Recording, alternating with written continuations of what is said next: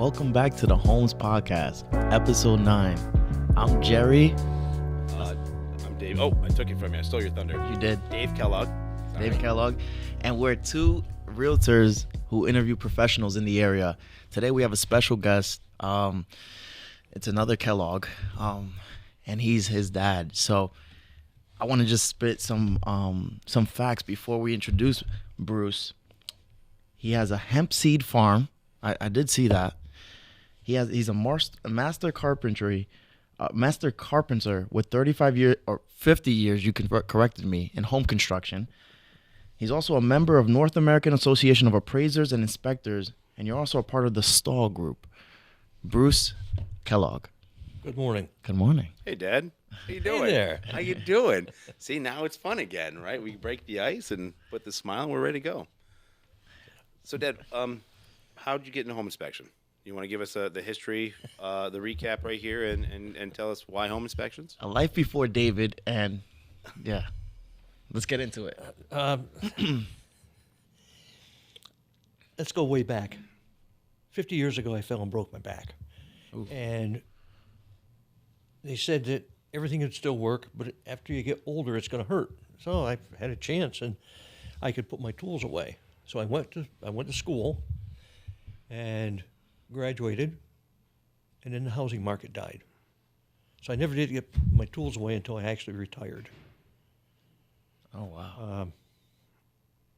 It's been a good run. So it's a fun. I really enjoy going in and exploring houses. Mm-hmm. You know, there's always a treat in most houses, in what I can find in there. Okay.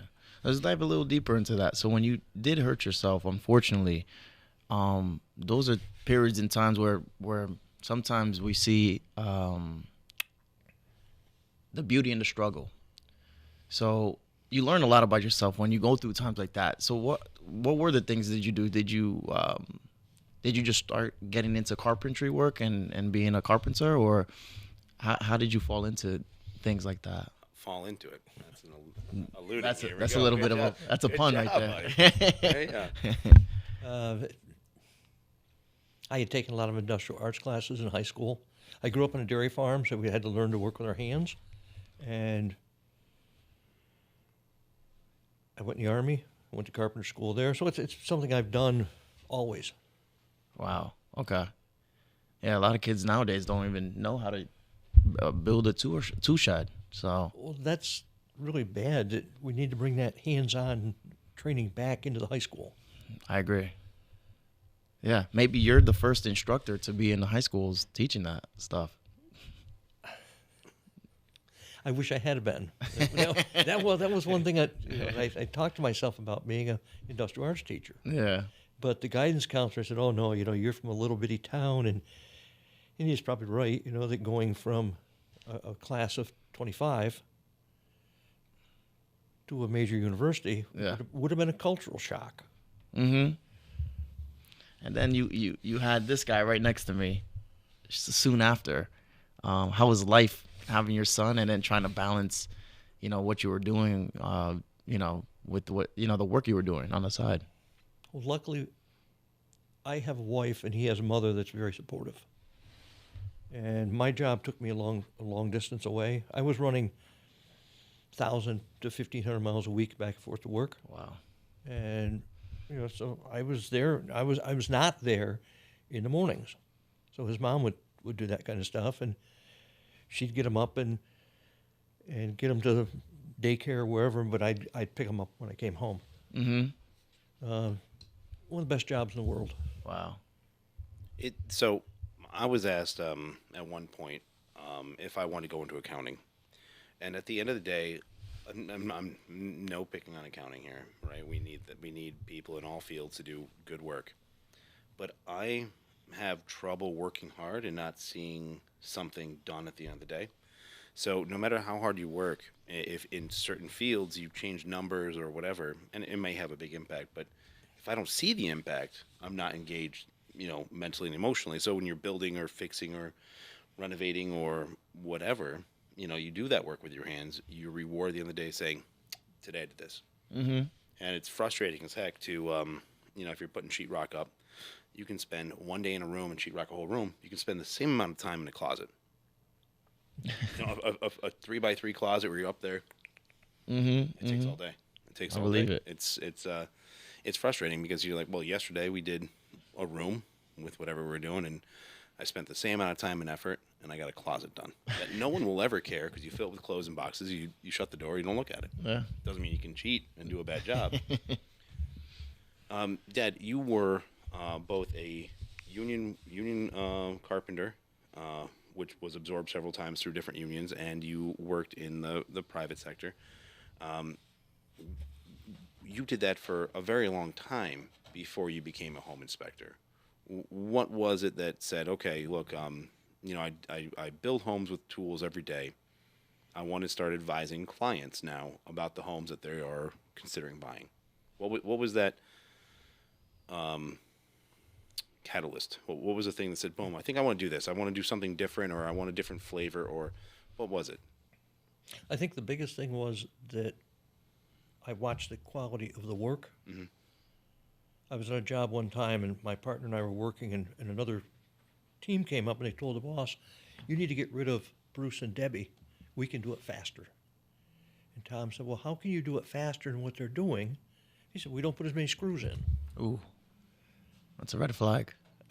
Yes, but there are industry standards that say that you've got to put a screw in every so far, and that carries from that part on into the home inspection when I look at a metal roof. And I've been on jobs where a metal roof will get put on a 16-foot sheet with 6 screws. Get out. So that's top left, top right, bottom left, bottom right, one on each corner. And that's it. That's the size of a sailboat, 16 by 4. And they flop in the wind, and people say, well, that's all it needs because I'm the boss here and I get to choose what I want. God. So are you seeing nowadays a lot of people in the industry cut corners? Absolutely. It's just we're not training these people. I eventually got into code enforcement, and that was an eye-opener. That when I was in school for that, I said to the state, we need to license contractors, because a realtor has to have a license. I have to have a license. The guy that cuts your hair has to have a license. So I said that to the instructor at code school, and they said, if you say that again, okay, sign of the cross, you'll be asked to leave the class because we don't have the time or the money to do that. Which I think it's a really disservice to the buying public. So if there's no room for educating and licensing and continuing education, because you're talking about continuing education where we have to do 23 and a half hours every 2 years. Every 2 years, so. And home inspectors need that. And, if there's not a standard set of minimums and you're adhering to it and enforcing it and checking on it, it's easy to get wayward towards the lazy and inept kind of building practices, right? Mm-hmm. So if we don't find time and money for that, who in the end is going to be paying more for that? The buyer. The buyer. Whoever's paying for the work done, whoever's buying a house that didn't know that you can get away with 6 screws on a roof. Who's going to pay for that? When the roof blows away, who's paying for that? So we're all paying for it anyways. Would it make sense to unfortunately, I don't want to talk about taxes, but as we pay taxes, can we move a little bit from here to there and say I'd rather pay 2% more or 5% more on my labor as opposed to chase my roof down the road in the next storm? I mean that we're paying for it either way. That's a good point. Yeah. So cool. Dad, when you go out on a home inspection, I want you to tell me who your client is, what responsibilities and loyalty you owe to who. Oh, I owe all my loyalty to my client. Okay. Okay. 90% of my work comes from referrals from realtors. Mm-hmm. And if I do a bad job, I get a lot of referrals. If I do a good job for my client, then the realtors look at a home inspector and say, oh, he's a deal killer. We don't want to use that guy. But yet when they come to buy their own home, or have their parents buy a house, they call a good inspector that points things out. One of the things I have to be careful of is that I'm a small company, is that if I miss something, my client can sue me for it. And then if I might have to put an oil tank in. Well, if I'm going to put an oil tank in, I want it in my house, not in their house. Mm-hmm. So I do a very thorough job. So I want to talk about that. So two things there that caught my attention. Clearly, we'll get to deal killer because that was one. Yeah. We'll get to that. 90% of your work comes referrals. Mm-hmm. So, which means that the agents are calling you up or giving their buyers a couple of choices, mandated 3 by legality, if that happens or not, whatever. Is there ever an expectation or any? How do you keep a referral partner happy, and keep those referrals coming? Because you can't bribe them, you can't waver in your need to provide a good and thorough service. So, are some agents just appreciative of a good, thorough home inspection, or? I know I didn't ask that question very well. It was wordy and didn't fit in the box of a good question. And I can't answer that question very Yeah. well. Yeah. It's a lot of it's personality. There's a lot of schmoozing involved. David. No, Dad can't. David's a smoozer. I could hire him. He can't accept. Right. So I could recommend my dad here as a home inspector. Wouldn't, but he couldn't accept. So, and the reason is, if he did his job, but you knew that there was a family tie-in, can you trust his work? Yeah. And Kind of goes into conflict of interest and things like that. I hired my dad to do my own inspections on my property. He did course. on the single family that we bought here in town, but I don't refer him out because no matter what his report says. Mm-hmm. Oh, you're related to the guy selling the house. Yeah. It's done. I mean, what grain of salt can you take? Yeah. It doesn't look dirty. Yep. Right? Yep. So we don't hire family. Right. Bruce. Yeah. So when you're taking, because I work with a ton of first-time home buyers. So let's assume I'm a first-time home buyer, and you're taking me through the house. What is what are we looking for? What are things are you going to highlight that I should be aware of as a first-time home buyer? The thing that I stress most in my inspections is safety. Okay, missing handrails, electrical systems, and of course all over condition. If you've got a leaking roof, it's going to be pointed out. One of the things that I find with first-time home buyers, they ask a lot of good questions, and I try to answer them truthfully. Mm-hmm. Sometimes there's no simple answer. Why does my house get water in the cellar? Well, does the land slope away, so that the house is the high point, or is it down in the dip so all the water runs down in? Is it at the bottom of the mountain?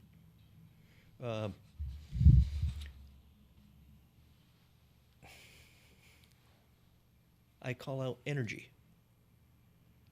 And I've worked with a realtor that one of her favorite terms was age appropriate. That means if you buy a house that's built in 1900, it didn't have any insulation into it, therefore I shouldn't be calling that out. Well, I have to inspect that house as if it was built yesterday. Mm-hmm. There's nothing grandfathered in. If you like cars and you like the 57 Chevy, that doesn't have to have seatbelts in it. But that house, when I inspect it as it was built yesterday, has to be up to current standards. Meaning it's got to have GFCIs in it. It's got to have proper width of stairs, or at least noted that it can't be modified. Mm-hmm.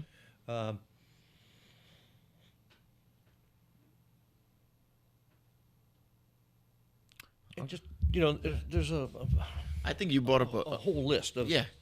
and I have it there on the inspection agreement. What we look at, and I have to touch every one of those. You're right. I think what you brought up which was a great point, is that a lot of homes in the capital region are older. 1900s. I've seen homes in 1860.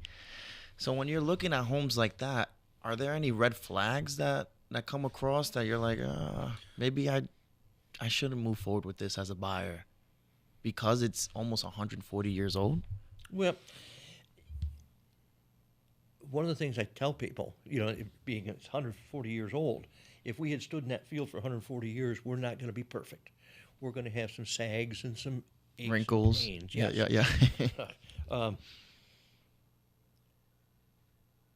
And I've told people, there's something here. Well, make that the thing you dislike the most about this house. But I want you, when we're done, when I'm done with my inspection, I want you to be able to buy this with your head, not your heart. Step back, look at it, read my report, ask questions, and then go from there. Right. So what we talked about before the cameras rolled was if you have a document 50 to 100 pages and it's dry, it's not exciting, there's no story, there's no character development, it's not a book, but it presents like a book, 50 to 100 pages, you may not read that until you need to. Flooding basement, electric service goes out, whatever. It's almost always bad, right? So when Not bad, informative. Well, That's when what I you would say. need to read that in the middle of the night, it's a bad reason, right?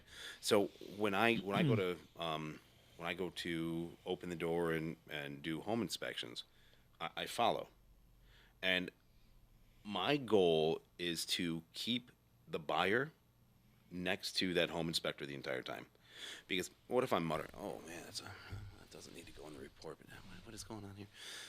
Oh, no, it's fine. Hey, why were you looking at that like that? Why were you muttering to yourself? Well, it doesn't look like it was there originally, and it looks like there was maybe a break, but they sistered it with real dimensional lumber from like the 40s. So that broke 100 years ago, and they fixed it, and it hasn't moved since. Well, that's not a major. That's not a concern. That's nothing. It's a nothing. But you mutter to yourself. You talk to yourself. You say, hey, come with me. I want you to look at this. Hey, not that it's a concern, but do you know where your water shutoff is? No, because I stayed in the kitchen and played card games with Dave the whole time. I follow the home inspector because what are you going to do? Your buyer's going to stand in the kitchen the whole time and talk to me? No, I follow the home inspector, and I want it to go home inspector, and then the buyer, and then I'm behind. Correct. But if I stay in one place, they know me. They don't know the home inspector. They might want to talk to me, and that's not what we're here for, right? We're here to find out where safety features are. We want to hear, hey, where the shutoffs are. It may not be a safety or on the report. There's no shutoffs or access to the back of the shower. But one day the shower head's going to fall off, or the valve body's going to stop working. You're going to want to shut water off. It's much easier to shut it off when you can plan on it than not. And that might be something that may not go in a report by any inspector. I'm not calling out Dad, just keep pointing to him because he's here. He may not go in his report, but you can learn this stuff by following along. Yeah. And who would pay $500 for a home inspection to look at 50 to 100 pages they may never look at? Yeah, no. To talk to me about not sports, maybe the weather. But that's it. That's a lot of money to not follow up on. It is. I think it's another great point you're bringing up to the table. I mean, I've always told my buyers, stand right next to the inspector and ask any questions that come about, because the inspector is there for our to analyze the property with, like how Bruce said, with no emotion, just all logical. So at that point, you can make a better decision in regards to moving forward or not. Back to Bruce. I mean, I'm actively looking at a home, or I'm actively looking to purchase, 3 or 4 families.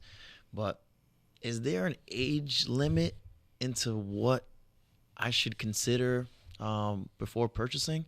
Because like I mentioned, like homes are in the 140, over 100 years old. And I hear it from my mom sometimes. She says, that's too old. And I'm like, these homes have been here, and they look like they're here to stay. But is 200 too old? No, but you've got to realize that 200, you may have some deferred maintenance in there. So you're going to have to get an allowance to cover that and be able or be ready to hire somebody to do that work. David's grandfather and I used to fight all the time. We'd laugh at they don't build them like they used to. I hear that all the time. Good and bad. Good Yeah. and bad. Yeah, but a B-52 bomber can't fly, and a Bumblebee supposedly can't fly. Well, that house has been there for 150 years. It stood the test of time. Now you got to work with a little bit to bring it back up, and you get it back up to current standard. But we know that it's going to stay here. Mm-hmm. You know, where a brand new house, some people just don't know what they're doing. You know, you see crappy workmanship. You see pictures on the internet all the time of it. Mm-hmm. 6 screws in the roof. Six rooms or standard company policy. Yeah, well, that's how Yep. the boss was at the bar at the home show, so he didn't teach us anything. Cool thing to go to, by the way. Yeah, I might have to check it out. Your contractors should be going to these things. Maybe it costs money to go. Maybe it's free. You know, they have a lot of advertising people there. I learned this really 10 years ago. I learned this really cool thing about, you know, what happens if your floors bounce. You know, you can add mass to them and take the bounce out, the treble bounce, like the high you know. So you add weight to them. But then what do you get? If it's too much weight, the floors move like a waterbed underneath you. Because now, yeah, it was really cool. I'm not a flooring guy. I'm not a structural guy. But Yeah, me neither. But it was really cool just to be presented this information. I was like, I never thought of that. You know, you walk in a room and the China cabinet goes. That's pretty neat. How do you fix that? I might have to check that out. It's so much good information put out there, and if you were hiring a real estate agent, do you want me to make sure I get at my minimum 23.5 hours every 2 years? Would you want your home inspector to get his continuing education? Absolutely. Well, what if there's education out there that's not accredited? Is that still good information? It is. I want it. I'd love to take a client or a carpenter or a plumber to a trade show and you know, get coffee and spend 2 hours talking about stuff. Yeah. That's important. You and I both. Yeah. We got to set that up. Yes. Now I want to talk about something that came up before show as well. Pass fail. We Okay. do inspections on one thing every single year, and it's a pass fail. It's our car. So what does it mean to pass a house on home inspection or fail a house on home inspection? Because there's no sticker you put in the window. The cops aren't coming by to make sure the sticker's red this year and blue next year and yellow next year, right? So in my mind, that's something that we use in our vernacular, but it's not really a great term when it comes to a house. I buy garbage. I buy houses that need a lot of work.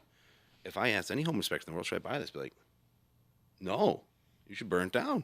It's horrible. But that's what I want, right? If you were to buy $1 million house, you'd want possibly less issues. But if that's in a $5 million neighborhood, and you've got some issues, and the price reflects condition, you know, perfect. You're stealing it. So I want to talk about then, you know, things that we would consider what makes something in our mind a pass fail. We have a $1,500 minimum. It actually got switched to 2,000. Thank God. I mean, 2 windows is $2K now if you hire the right company. Yeah. But, Right. you know, there's people that say it should be higher, but So let's talk about what a major is versus a minor versus a maintenance Let's issue. do it. Let's talk about this. Dad, what would you find to be the most common couple majors you can think of? and just to give people a little bit of background, anything that's a major item, it's any one item that's $2,000 or more. So I can interpret that way. But let's say my outlet doesn't work, or my breaker box needs repair, and I get a quote for $1,800. But what happens if the breaker box is bad, and all the whole system incorporated with the electrical system is bad? Now I'm at $2K, where each outlet may only be $50. But if I had 50 outlets that all need to be replaced, GFIs and breakers that are bad, now I can consider that as a system. So interpreting wise, you can say the system. It depends how Bruce writes the report. It probably does. So, Dad, take us through some majors. I think one of the biggest majors is the roof. Okay. You know, we don't maintain the roof until it starts to leak. Well, that's a pretty good indicator, you know. Very good indicator. We got water coming into the bedroom. Yeah. And the plastic that we put up on the ceiling won't hold it anymore. Another thing is the foundation. The foundation is worth a lot more money than the roof, because the roof you can just go in and replace it. Where with the foundation, you got to raise the building, you know, do dirt work and get pretty involved. But that's no reason to say that that house with a bad foundation won't be a good investment for you and your family. You know, my house had been maintenance free for 75 years. And last year we finally got the last of the roof on. So now we're good for another 30 years. So with a major, so any major gives us as an agent a chance to cancel contract or renegotiate. Correct. Which renegotiating can go both ways. You know, we say, hey, I want to get this off. Be like, well, fantastic. You want $5,000 for the roof. During the time, we got 2 more offers worth $30,000 more. So you can have your $5,000 for the roof. We cancel the contract and go the other way. It doesn't mean we don't negotiate. Doesn't mean we don't do our due diligence and act in the best time. But every single time you open the door for renegotiation, you open the whole contract for renegotiation and or cancellation, right? So it can bite you in the butt, especially if you were like a first mover and got a good deal. But, you know, Dad, this is where I want to bring in Dad said deal killer earlier. A thorough inspection is a thorough inspection. Any home inspector is not making a ton of judgment calls. It's very black and white.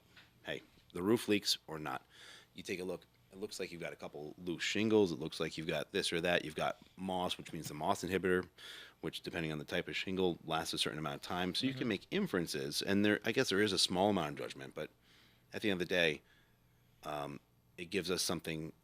It gives us knowledge, right? When we buy or sell houses for our clients, that's not our job, is to know the age of a roof or to make sure that the well or septic tank works well. You know, we're not sitting there for 3 hours running water, right?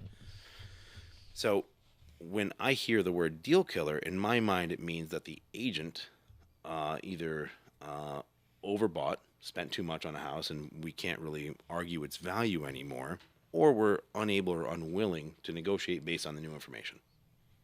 And to me, that's not an inspector issue. To me, that's an agent issue. So I just find that to be, you know, a funny label, because I don't think it necessarily reflects on the home inspector, unless the home inspector has found a couple small things, like you need a GFI. Well, if you don't have a GFI and you drop a spoon and you'll die, you'll get electrocuted. Well, how many people have died last month in this house dropping spoons in a sink? Probably not. So I think also, if I was going to put that term on a home inspector, I'd say, how do you handle the good and the bad of a house? Do you give the right weight to the right things in that house? That's a good question. Bruce? That's a tough one. In my report, the way they're set up is that I go through and with different systems. And I write up, you know, I take a lot of pictures.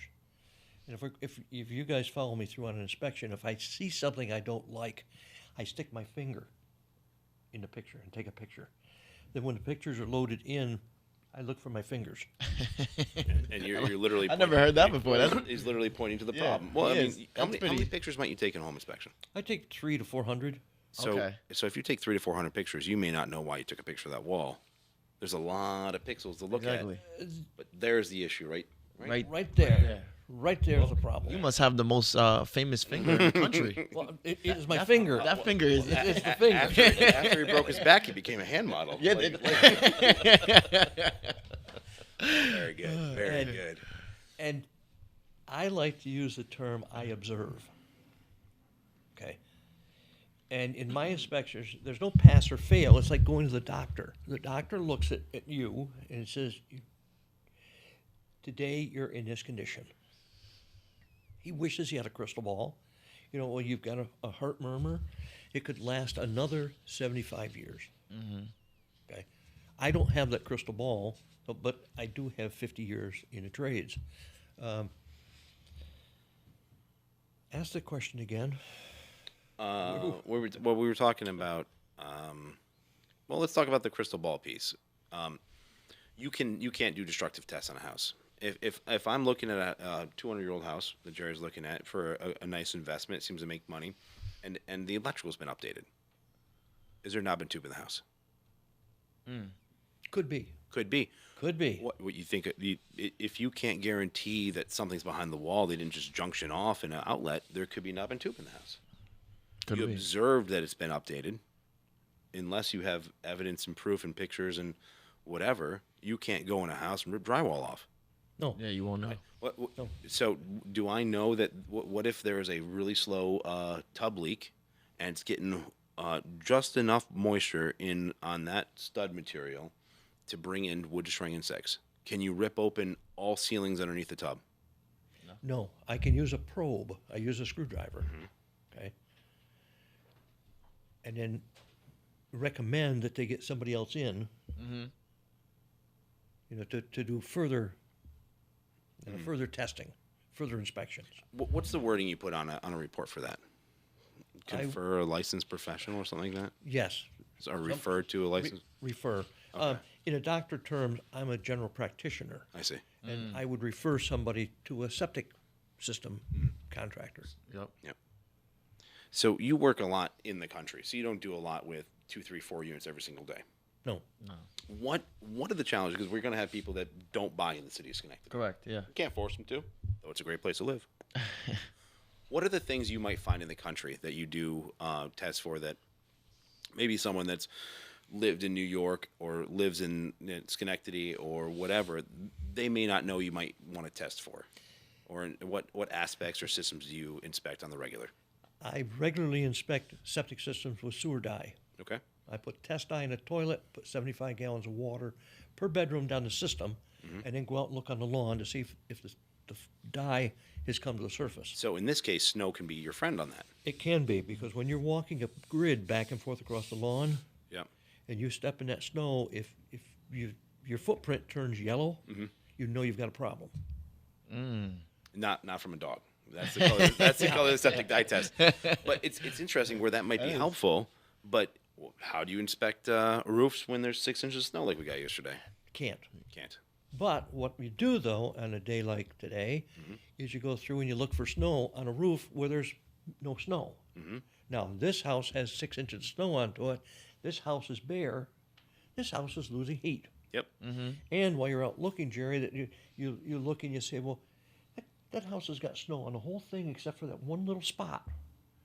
That means that there's a bathroom vent or a light fixture that doesn't have any insulation over it, and the heat is going right up through. Or some insulation fell through. I like it when you go to a really well insulated house, and you can see the studding on the roof, and the studs have a dip, meaning that roof is so well insulated that there's more heat lost through a 2x4, 2x6, or 2x8 than the roof, and that's super cool. That is. Right. So when I want to go to an area and I want to say, hey, is this area being upkept?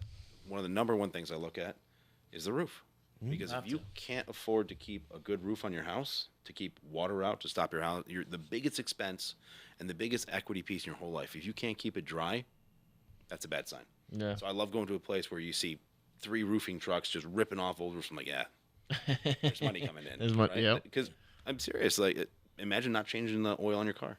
Oh my goodness. Sucks, right? The idea. Well, how long has it been? Oh, I don't know. it was a 33,000 mile oil change with 30-year roof. Yeah. At 90 years on a roof. I'm at 9,000 miles. You're like, no, that's no good. You don't want to be that person. But I still see diamond tab on roof. It looks like it's a diamond, and the it's got like fish scales on the back. That roof they haven't made since the 70s. Well, I didn't know that. They're right there at 70s on something like that. 60s, 70s, 60s. yes. So those are 50, 60-year roofs. You can't buy them anymore because they're too good. They last too long. Birds stop making them. Yeah. Another thing in the country we look for are buried oil tanks. Oh, that's not an issue. It's in the ground. I'm leading this. Well, It's a lead. yeah. I know it is. You know, but Environmental. Yeah. oh, if they Help. leak, Yeah. it can be $20,000 to $30,000 That's what. Yeah. to get that taken out. And the last I knew, the closest place to get that soil remediated was in Buffalo. So you're talking they dig it out, dig it up, They dig the dirty dirt, oil-infused dirt, and they ship it You do have 6 or truck 7 hours away. and take it to Buffalo. Wow, that's a process. It is. That's money. Yeah. What if I snap the fill and burp valves off and I put a potted plant on top? I didn't hear you say that, but it takes care of the problem. It does, except now with the new NAR rules, I believe you have to do PCD? the property condition disclosure, Yeah. and you are not allowed to offer $500. Because if I had done that, I would pay $500 not to have that liability over my head all day. So in my mind, that's actually a good rule to have. Mm-hmm. But if it's your grandma's house and you haven't been there since you were 4 and she made cookies, how are you going to know the condition of her house? You're not. It's been a long time since you had those been a while. cookies. Yeah. How are you supposed to know her fuel source? Mm-hmm. How are you supposed to know how old the roof is? So there's some issues with that, but Well, things with age, one of the things that I recommend to my clients is that when you replace a furnace, right on the front of it with a Sharpie, yeah, label. installed, put in service, pressure tanks on water systems, Sure. water heaters. It's yours. Yep. Put the date onto it. I love when I see it when I walk into a showing or I see the date. I'm like, okay, it was replaced last year. I also like labeled electrical boxes. Thank God whoever does that. Like you open the Oh. thing and you know where it is. You're like, Yeah. oh, what's this? Go, beep, boop, boop, boop, boop. Your neighbor's garage is going up and down because you don't want me to. Yeah, no, I like it. Okay, Bruce. So we have what to look for when we're in the country: roof, septics, right? Leach fields, and buried oil tanks. Is there anything else that we should be looking for? Probably the water runoff. You get in the country and people will build a house at the bottom of a hill. If there's not a diversion ditch, a swale around the house, you've got all that water coming down off the mountain down to that house, and it's got to go somewhere. If you don't have it diverted, It's going into that it's going to foundation. end up in your basement. Yeah. Okay, that's a good one. When I talk to people about water, I say I know 2 things for sure. Water runs downhill and it gets bigger when it freezes. So don't turn your heat too low, and make sure that when you put gutters on a house, right? Absolutely put gutters on a house, and make sure that you are not the lowest point in, let's say, 5 feet around. If I can go about this and your house is the lowest point at any part of that, that's where the water's going. And you show me where it doesn't run downhill, I don't want to move there. Right. All right. So what else? We want to hit one more quick thing or anything? I mean, that was a wealth of knowledge from Bruce. I mean, I learned a lot today. Oh, one other thing for home inspectors. Once they're done inspecting that house, they cannot ever work on it. And Dad brings that up because he does both inspections and carpentry and repair. Oh, okay. So yeah. why would that matter, Dad? Why would one thing lead to the other? Well, I'm a contractor. I'm going to go in and I'm going to inspect Jerry's house, and he's going to get 3 prices to get it fixed. Let me see those bids when you're done. I can beat them. Well, that's good, except for the old girl that you just sold the house to. She didn't need a new roof. So you sold her, you gave her 3 names. She contacted 3 of them, and then she called you, or you called me, and I put the roof on, and you didn't need it. That's pretty unethical. Yeah. Selling an unneeded product. Yes. Yep. There was one more thing I want to bring up, Jerry, because you brought this up, and it touches home for me. Sure. Age of a house. I buy garbage. We talked about that. I do full gut rehabs.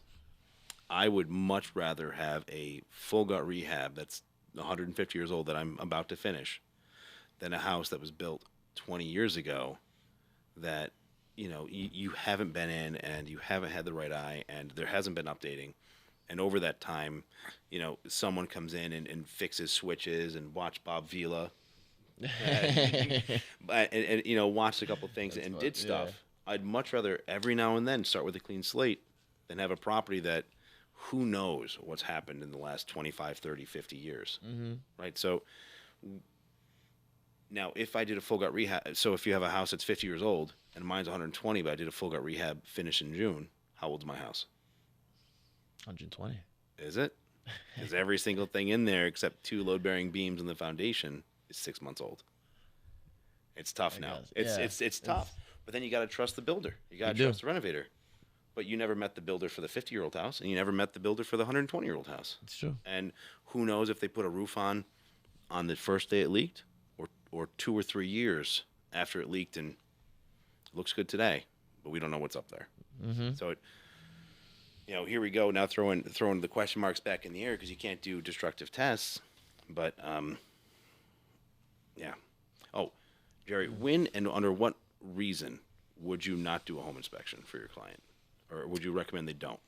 I always advise doing it. I mean, if you're, like yourself or like Bruce, if you've been in it for many, many years and you know what you're looking at, then, so be it. Mm-hmm. But once you say, hey, I'm not doing inspections, you're removing wanting to negotiate if some comes up.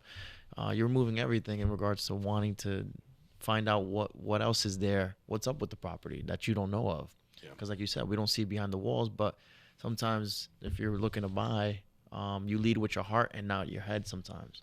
Yep. So you need someone who can always look at it from a different perspective. So in my mind, the only time I would change that answer is when the buyer is an experienced investor and their plan is to rehab it thoroughly. Right? If they're an experienced investor and they're buying a single-family home for themselves and they're paying market price, top dollar, inspect it. I don't care. Because there's we have to separate heart and mind. Yeah. And when I go into a house, like Dad inspected my single-family here in Iskuna. I'm like, Dad, I can do work. And I remember asking him, we're in the basement, Dad, do you see any reasons why I shouldn't buy this house? And I was like, no. I'm like, done. Perfect. But I wanted to get a professional opinion other than what my heart was telling me. Mm-hmm. And I think any agents that's not putting that out there as like a status quo, we're doing inspections. We're keeping our mortgage contingencies. We're keeping our rights to our clients intact. I think agents that aren't doing that really are doing disservice long term. I agree. I think it will bite him in the butt. Question. Dad, did you charge him on the inspection? You had to. I gave him a house, and I worked on that house so long. I hope you did. We were well compensated. Wow. Jeury. Ouch. I'm kidding. I think one of them was a birthday present. Yeah. There you go. Cool. Well, thank you for coming on, Bruce, on short notice. I appreciate your expertise in the field. Your son seems like he learned a lot from you since you've had him. So Yeah. Dad, thank you for coming up. I know it's my a bit of a pleasure. trip, but... Just in closing from my part. Yeah. So when you get your inspection, and I tell my clients as we walk through, ask questions. I want questions. As I stick my finger out and take the picture, I ask why. Okay, we've gone through a lot. I'm going to have your report to you. I'm going to upload it to you in the mail. You'll have it in 2 days. Call me. Ask questions if you have any. Now, who owns that report? My client does. Can I get it? Are you the... If they give me permission. Okay. So at the end of every home inspection, I say in front of the buyer, in front of the client, I say, do you give me permission to have your home inspector email that to me so I can go through it with you as well? And I just want to give an eye. And if there are issues, do you give me further permission to send that over to the other side to leverage to negotiate on? And that's how I finish everything. I know Alyssa's going to watch this, I hope. You and I both, and she's going to be like, boom, there it is. Yep, I have that same, it's just canned. You have to always ask for permission for that report. Because it's not his to give. He doesn't own it. And if the other side, if the seller side calls and says, tell me what you found, I'm sorry, I can't do that. You're making me put my license in jeopardy. Correct. All right. Bruce, where can we find you? And do you have a contact information? I do. You can find me at Bruce Kellogg at 607-316-3332. I live in Bainbridge, New York, which is between Oneonta and Binghamton, and I will travel the state. Okay. Guys, thank you so much. My pleasure. All right. Thank you. Let's call it a day, guys. Thank you.